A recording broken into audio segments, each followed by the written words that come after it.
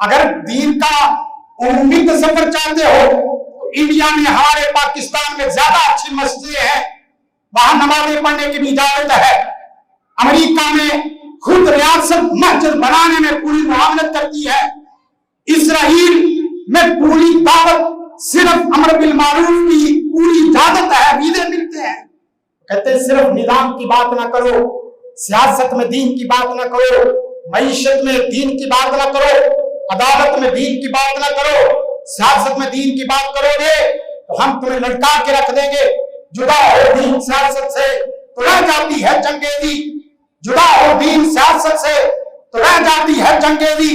علامہ اقبال نے بڑے اچھے لفظوں میں اس کا تصور پیش کیا تھا اور انہوں نے کہا تھا کہ اپنی ملت کو قیاس اقوام مغرب پر نہ کر، اپنی ملت کو قیاس اقوام مغرب پر نہ کر، خاص ہے ترکیب میں قوم رسول ہاشمی۔ رسول کائنات کی قوم، رسول کائنات کی امت، اس کی تہذیب اپنی تہذیب ہے، اس کا کلچر اپنا کلچر ہے، اس کا دین اپنا دین ہے اور اس کی اپنی شراکت ہے۔ یہ ٹوپی اور پگڑی پہنتے ہیں تو یہ بھی ان کی شراکت ہے، یہ داڑھی ان کی شراکت ہے، لباس ان کی شراکت ہے، مینار ان کی شراکت ہے، مسجد ان کی شراکت ہے، بیت اللہ ان کی شراکت ہے، قرآن ان کی شراکت ہے۔ یہ اپنی شراکت، اپنی پہچان آپ رکھتے ہیں۔ یہ مغرب سے اپنی شراکت نہیں لیتے، انڈیا سے اپنی شراکت نہیں لیتے، ادیار سے اپنی شراکت نہیں لیتے، اور لے تو وہ جس کے پاس اپنی شراکت نہ ہو۔ اب یوم آزادی کے نام پہ کیا کچھ نہیں ہونے والا۔ سکولوں، کالجوں میں، یونیورسٹیوں میں، بازاروں میں، چوکوں چرستوں میں، تمام مذہبی اور سیاسی جماعتوں میں خصوصاً اور اسی طرح دیگر اداروں میں کوئی بنیاد لا الہ الا اللہ نہیں ہے۔ کوئی بندہ لا الہ الا اللہ کا کلمہ کہتا ہوا، لا الہ الا اللہ کی تعلیم دیتا ہوا، لا الہ الا اللہ کا معنی مفہوم بتاتا ہوا، لا الہ الا اللہ کے تقاضے بتاتا ہوا، لا الہ الا اللہ کے احکامات بتاتا ہوا، اللہ کی توحید، رسول کائنات کی پوری پہچان، دین کی پوری تعلیمات، فردی تعلیمات اس کی کون سی ہے؟ کسی ایک آدمی سے پوچھو ایک پروگرام میں اگر یوم آزادی کے نام پہ اس طرح نظر آ جائے تو مجھے بھی آپ سمجھا دینا۔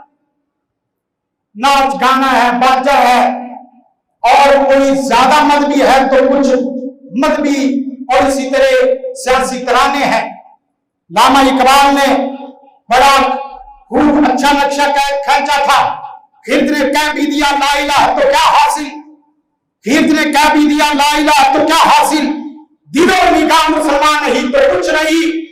آپ کا دل کہاں ہے، آپ کی شخصیت کہاں ہے، آپ کی آخرت کس داؤ پہ لگ رہی ہے، اس بات کو دیکھنے کی ضرورت ہے۔